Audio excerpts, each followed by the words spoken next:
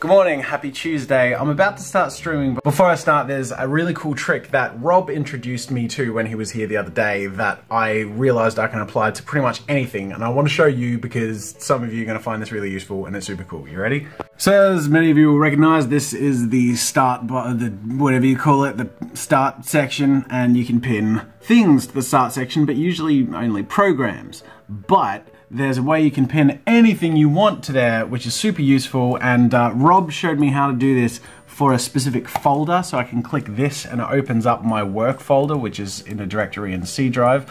But you can do this for like a whole bunch of other stuff. So say this thing, for example, this is Chatty, which is a Java script, which when you open it, it shows the Twitch chat. Previously, I had just pinned the folder containing Chatty to the start bar, and then I'd have to open that folder and manually double-click Chatty every time. But what you can actually do is right-click, go send to desktop, create shortcut. There you go, you've got your shortcut. And you can do this for anything. Create a shortcut for a folder, for a script file, for a document.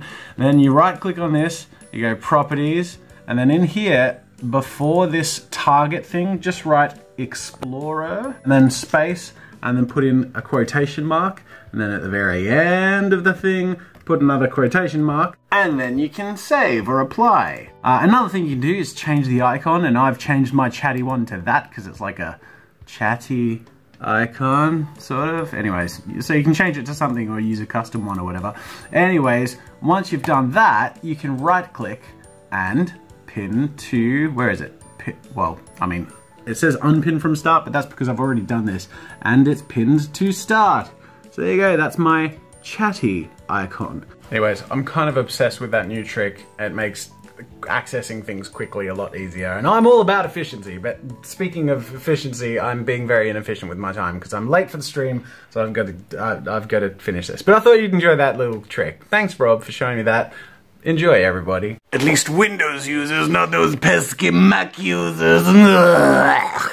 Alright, hours later, and we've made some good progress in the stream. This is all you're gonna see. I'm not gonna give anything away, but this is just a sneak peek of a video you'll see probably next week. The stream was really fun. It was really cool to get back to hanging out with the community after so long of being away and just focusing on pumping out content while we were away, so I had a lot of work to do. So now we're sort of like caught up and we're not trying to work ahead aggressively. Oh, and in the stream I officially released this thing, which means I can probably do that with you guys here. This is my shirt.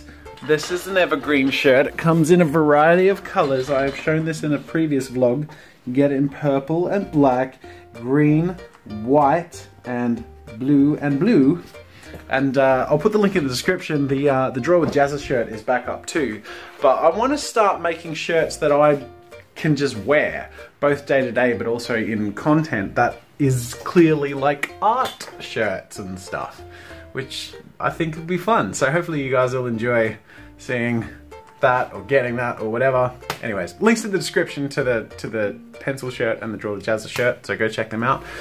So for the rest of today, I just have a whole bunch of miscellaneous crap to do. Prepping some edit setups, prepping some of the postage stuff for rewards, and starting to judge the challenge of the month, which will be announced and released late this week, like on Friday. Alright, we have thumbnail prints on the paper that we're going to get the actual prints printed on, and I'm just checking to see how it's all turned out, and I've got to be honest, I think this is pretty good. I'm quite happy with all of this. So basically I'm checking colours and also the white.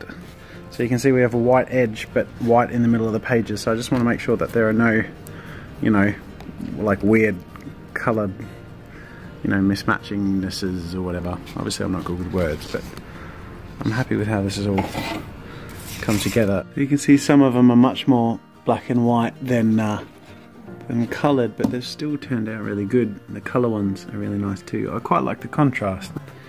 So it's all coming together. These are the thumbnails, and I guess this gets the tick of approval. So we're going to start working on getting the actual prints and sorting out all the data.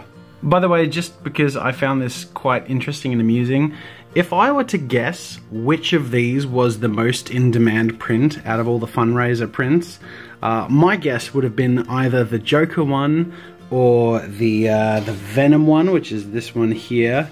Potentially something like, I don't know, the Cyborg or the Spider-Man, the Hulk, I don't know, something a little more straightforward like this.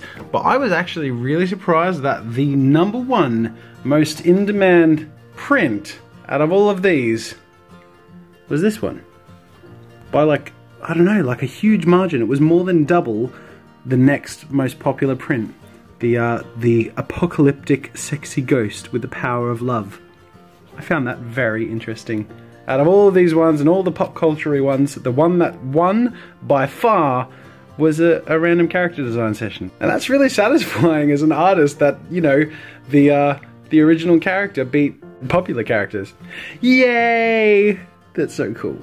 Alright, I'm wrapping up inside the office. Today's been a really productive day, aside from the stream, which was really cool, and I look forward to editing that and getting that out to you next week, probably.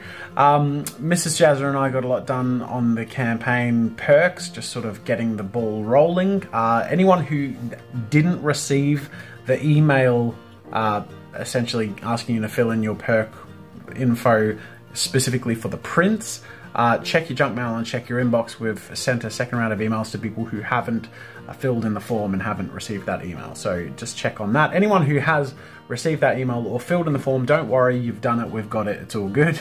I'll wrap up in the office with a question of the day. Spyros K asks, I heard people say you must learn how to draw realistically before developing an art style, or you'll pick up bad habits that will make it harder to improve. What's your opinion on this, and have you tried making more realistic drawing? I'm biased and far from perfect. Look, I think the more you do something, the better you get at it. And if you draw a lot, you're going to get better at drawing. If you draw a lot of realistic things, you'll get better at drawing things in proportion and realistically. So there's help you can gain from drawing realistic things or life drawing if you want to work on your proportions and work on your realism. But if you want to be a good cartoonist, or if you want to have a really cool stylistic style, the more you work in those areas, you know, the more that's going to improve as well. So it depends what your priority is, and most of all, in my opinion, it depends what your passion is. My passion is cartoons and comic characters, so I do that a lot, and hopefully I get better over time, you know, and I don't do very much, if any, realism stuff, but I don't want to be good at realistic stuff. I want to be good at comics and cartoons. So that's my opinion.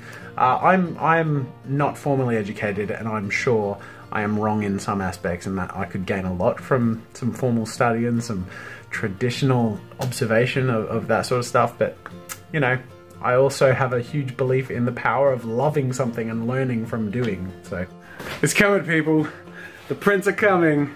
Even the original artworks, they're coming too. But, I mean, give us some time. We're starting working on it. It's a huge task because there are hundreds and hundreds of backers, but we're hitting the ground running, and we're going to work hard to get these to you soon.